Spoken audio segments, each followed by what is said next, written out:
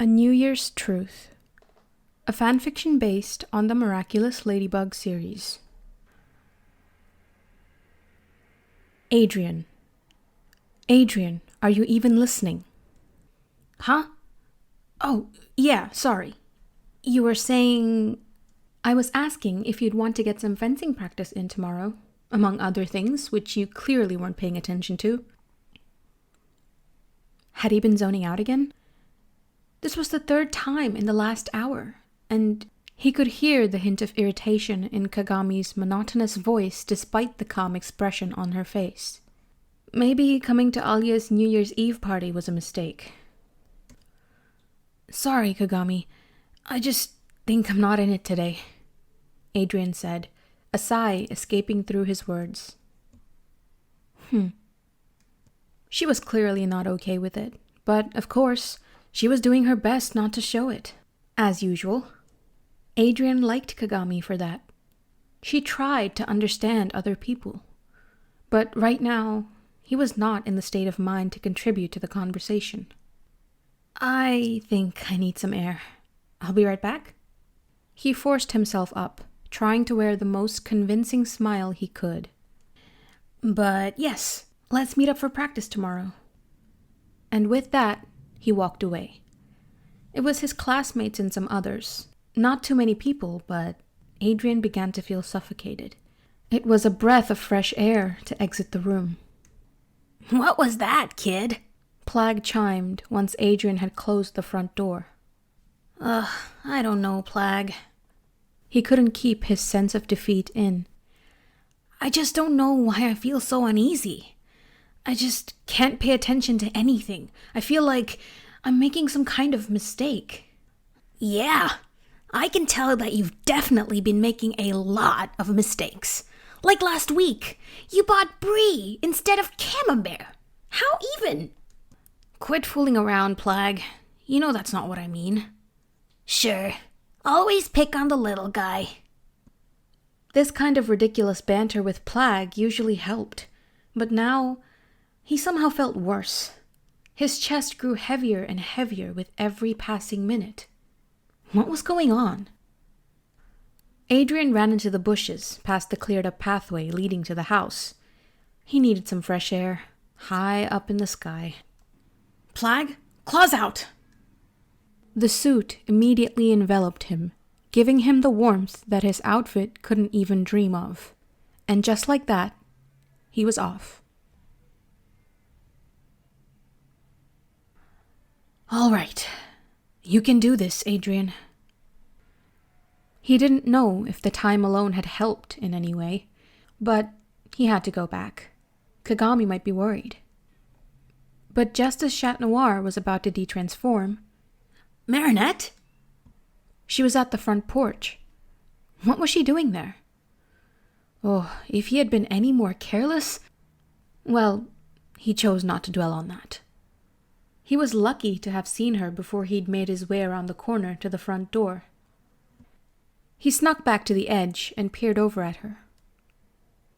A gentle breeze was blowing her locks off her shoulder, her face pale and drained. He couldn't help but wonder. Maybe a little banter with a certain cat would cheer her up, he thought.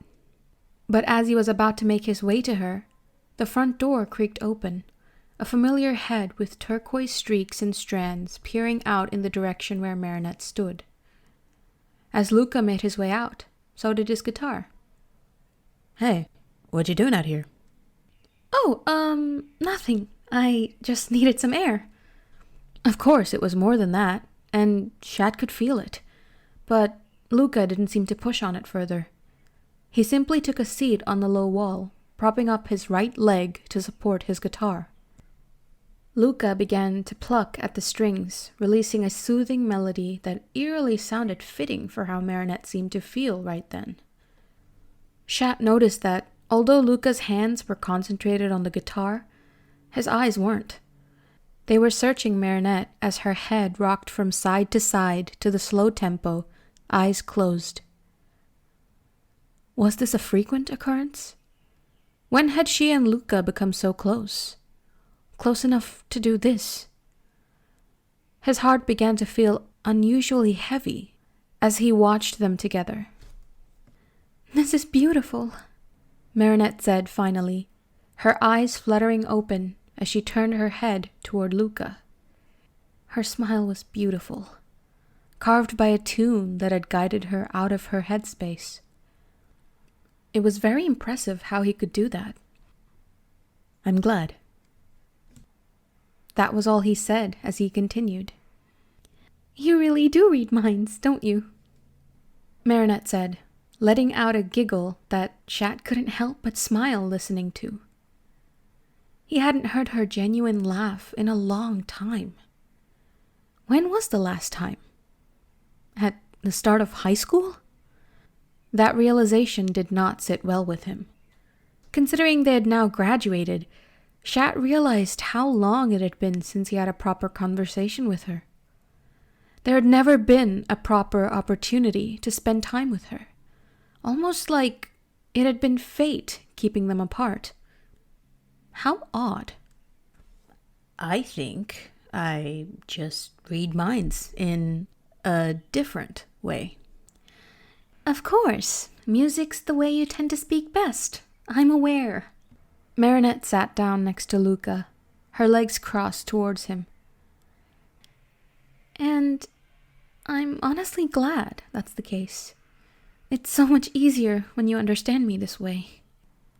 Her words sounded so honest, as though she'd really just opened her heart to him, to Luka, and the glimmer in her irises only made her more beautiful, the way she clearly seemed to be gazing into his. Shat could envision the way her Caribbean gaze would look up into his own, her lips slightly apart, as they were right now, her eyebrows slightly furrowed like so, and a strand of her midnight locks draped over her cheek that he so desperately wished to tuck away from her pearly skin. And to feel her breath as she came closer and closer. He would too. He would slowly lean forward, placing a hand on her neck to pull her in the right way. He'd look into her eyes once more before closing the gap between them with his lips. Just like that. He'd taste her strawberry chapstick, only yearning to deepen the kiss with every touch. He'd feel her hand on his chest, and he'd wrap his other arm around her waist to pull her even closer, and... Shat broke away from them. What had he just imagined? Marinette was kissing Luka, not him. Why would he think to replace him at that moment? Marinette wasn't his. Kagami was. He loved Kagami with all his heart. She was just like him. She understood him in a way no one else ever had. She was perfect for him. Right? Shat looked to his right and saw an open window on the second floor of the house. He extended his baton without a second to spare, elevated himself to the window, and peered in. No one. He detransformed, and Adrien took the deepest breath he could. Of course, he couldn't shake off the unnerving feeling, but he then made his way down the stairs anyway. Somehow, he felt even worse after leaving to feel better. But he would just have to make do. He looked around to find Kagami at the same spot he'd left her. She was still involved in the casual banter. She giggled and smiled more than she'd ever done with him. She was beautiful, there was no doubt. But seeing her smile only brought to his mind that of Marinette's.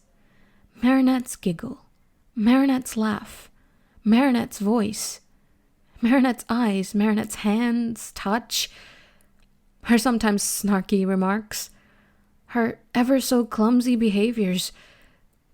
Kagami had never been there. It had always been Marinette, but he loved Marinette. Yes? Her name had escaped his lips. Adrien spun around to see her, and all he could do was stare. At her, at Luka right next to her. He couldn't break away his stare from their linked arms, fingers intertwined. Is something wrong?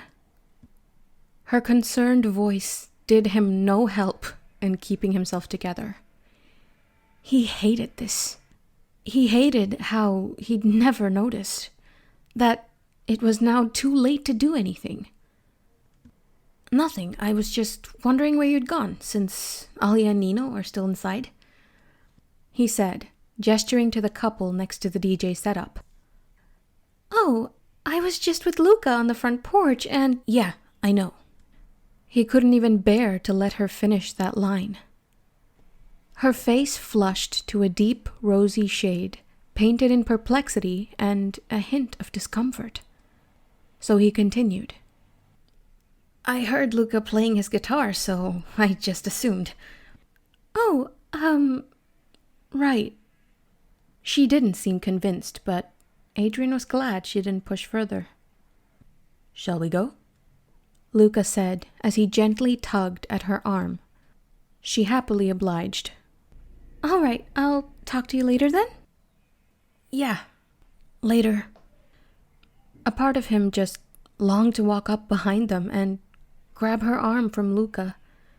He'd tell him that Marinette was his and that he was in love with her. Madly in love. He'd announce it to the whole house as loud as possible, and then he'd turn to Marinette. He'd look into her eyes and say that he meant every word, that he didn't care about any of the consequences. He'd then walk out with her in his hands. But that was ridiculous. His blood wasn't blessed with the courage of any of that. He made his way back to Kagami, who immediately wrapped her arms around his waist into a hug. He couldn't hug back. Not as tightly, anyway. And as she let go, so did he. Planting a kiss on his lips, she then led him back to the chairs and sat down with her head on his shoulder. Adrien felt guilty. Guilty for treating her this way. She deserved so much more than this. So much more than him. He had to do it. He had to end things with her tonight.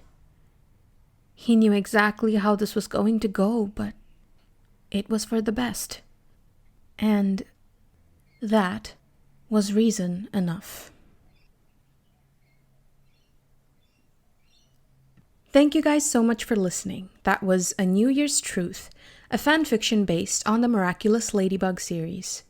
If you liked the video, do give it a thumbs up and comment down below your thoughts and suggestions if you have any. If you'd like to stay tuned for future videos, subscribe to this channel and hit the notification bell to be notified every time I post. Until the next time.